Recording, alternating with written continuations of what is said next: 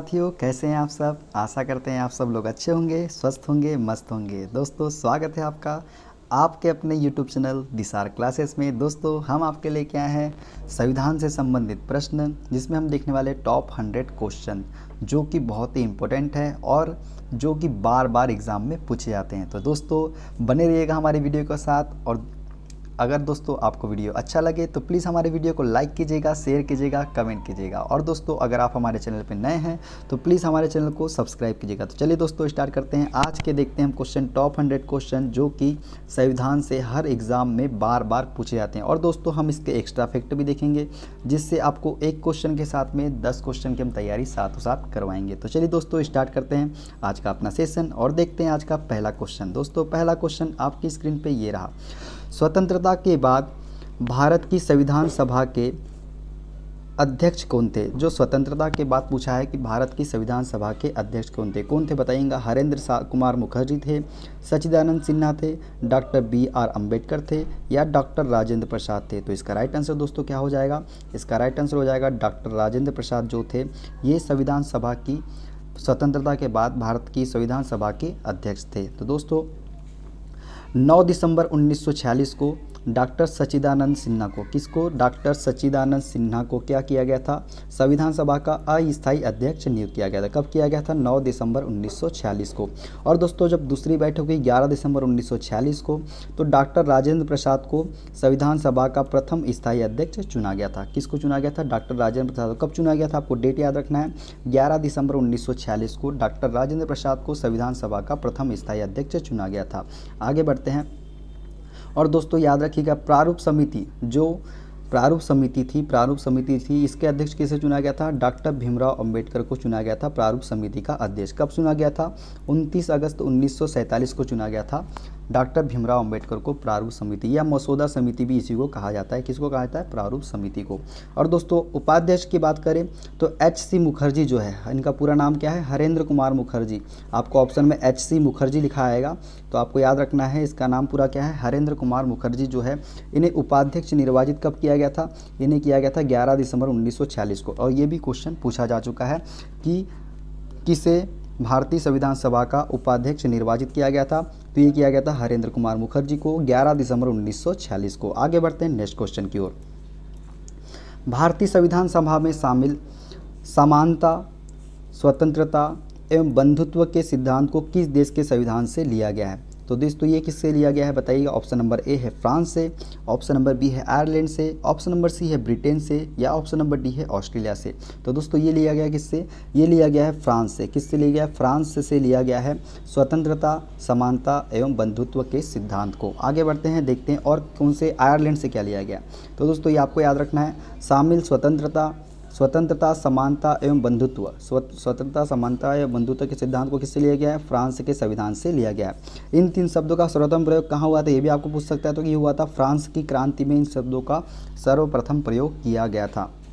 अब बात करते हैं आयरलैंड की। तो दोस्तों, आयरलैंड से क्या लिया गया है, तो आयरलैंड से दोस्तों नीति निर्देशक सिद्धांत, राष्ट्रपति के निर्वाचक मंडल की व्यवस्था कहाँ से ली गई है, आयरलैंड से ली गई है। ब्रिटेन की बात करें तो ब्रिटेन से क्या लिया गया है, संसदात्मक शासन प्रणाली और विधि का शासन जो है, ये कहाँ किससे लिया गया है, ये ब्रिटेन से लिया गया है। आगे बढ़ते हैं नेक्स्ट क्वेश्चन की ओर। ऑस्ट्रेलिया की बात कर ले तो ऑस्ट्रेलिया से क्या लिया गया है दोस्तों, ऑस्ट्रेलिया से लिया गया प्रस्तावना की भाषा और समवर्ती सूची जो है, ये ऑस्ट्रेलिया से ली गई है। ठीक है दोस्तों, आगे बढ़ते हैं नेक्स्ट क्वेश्चन की ओर, देखते हैं क्या है। भारतीय संविधान के अनुच्छेद 371A में किस राज्य के लिए विशेष प्रावधान का उल्लेख है। विशेष प्रावधान की बात की गई है। ऑप्शन नंबर ए है महाराष्ट्र एवं गुजरात, ऑप्शन नंबर बी है नागालैंड एवं, ऑप्शन नंबर सी है असम या ऑप्शन नंबर डी है मणिपुर। तो इसका राइट आंसर दोस्तों क्या हो जाएगा, इसका राइट आंसर हो जाएगा option number B, Nagaland. 371A में किसका विशेष प्रावधान दिया गया है, नागालैंड को विशेष प्रावधान दिया गया है 371A में। और देख लीजिए दोस्तों, अब देखते हैं महाराष्ट्र एवं गुजरात। आपको लाइन से याद रखना है, क्या रखना है, 371 की बात की जाए, अगर 300 अनुच्छेद 71 की बात करें तो किससे विशेष प्रावधान दिया गया है, महाराष्ट्र एवं गुजरात को दिया गया है 371। ठीक है दोस्तों। तो अनुच्छेद 371A में को है, नागालैंड को क्या दिया गया है, विशेष प्रावधान।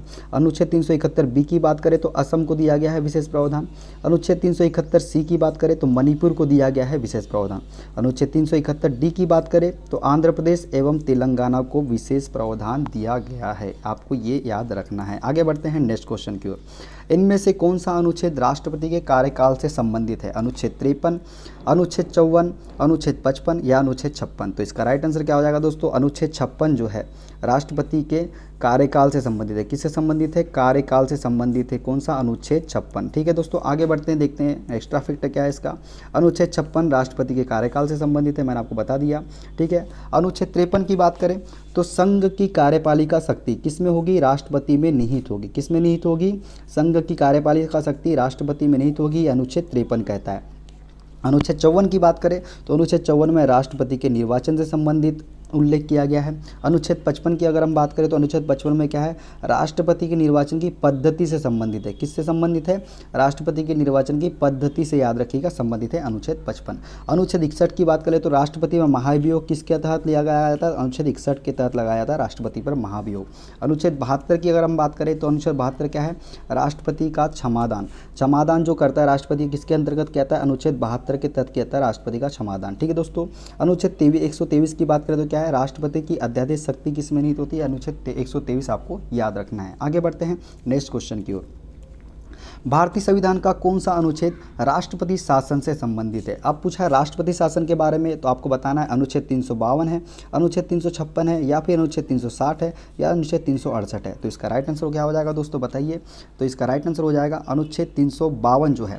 अनुच्छेद 352 जो है ये राष्ट्रीय आपात से संबंधित है। किससे आपात से? राष्ट्रीय आपात से। और इसका राइट आंसर क्या हो जाएगा? अनुच्छेद 356 जो है इसका राइट आंसर हो जाएगा। क्या हो जाएगा? अनुच्छेद 356 जो है इसका राइट आंसर हो जाएगा। किसका आंसर हो जाएगा? राष्ट्रपति शासन का।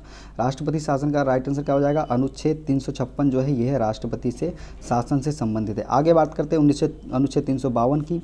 तो ये किसका से संबंधित है? ये है राष्ट्रीय आपात से संबंधित है। किससे संबंधित है? राष्ट्रीय आपात से संबंधित है अनुच्छेद 352।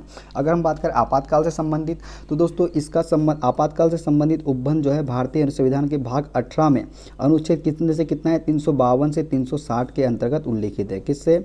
भाग 18 में है। और किस अनुच्छेद कहाँ से कहाँ तक है? अनुच्छेद 352 से 360 तक के है आपातकाल से संबंधी उपबंध।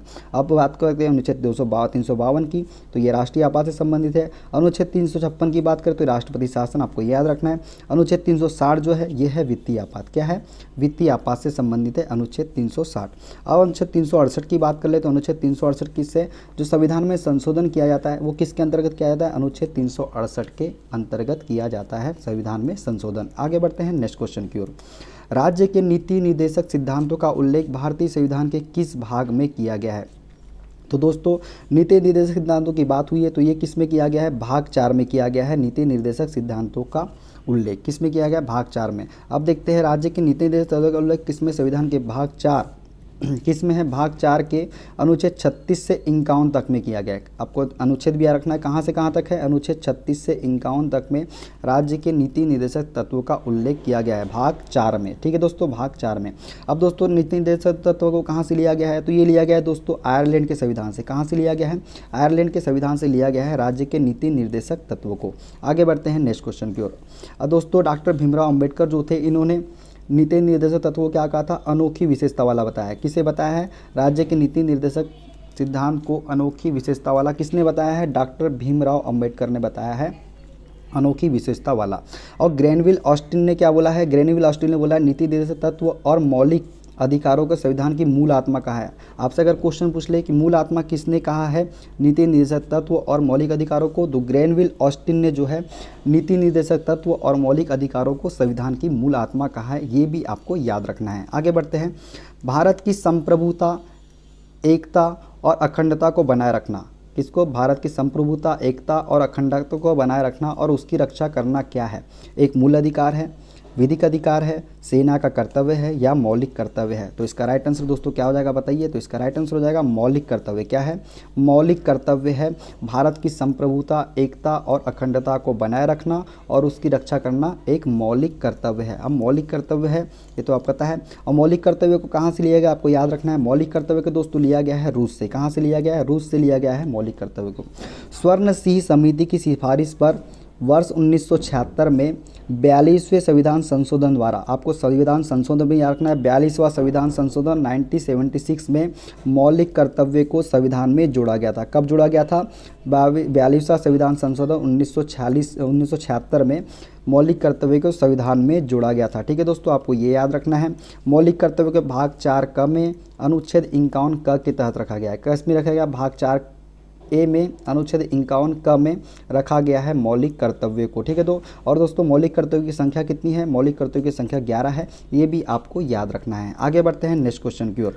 भारत के राष्ट्रपति को शपथ कौन दिलाता है? प्रधानमंत्री दिलाता है, भारत के अटॉर्नी जनरल दिलाते हैं, भारत के मुख्य न्यायाधीश दिलाते हैं, या फिर उपराष्ट्रपति दिलाता है? तो इसका राइट आंसर दोस्तों क्या हो जाएगा? ऑप्शन नंबर सी, भारत के मुख्य न्यायाधीश जो है भारत के राष्ट्रपति को शपथ दिलाते हैं। तो दोस्तों अनुच्छेद 60 के तहत, किसके तहत? अनुच्छेद 60 के तहत राष्ट्रपति को शपथ से संबंधित है। किससे संबंधित है? अनुच्छेद 60 जो है राष्ट्रपति के शपथ से संबंधित है भारतीय संविधान में।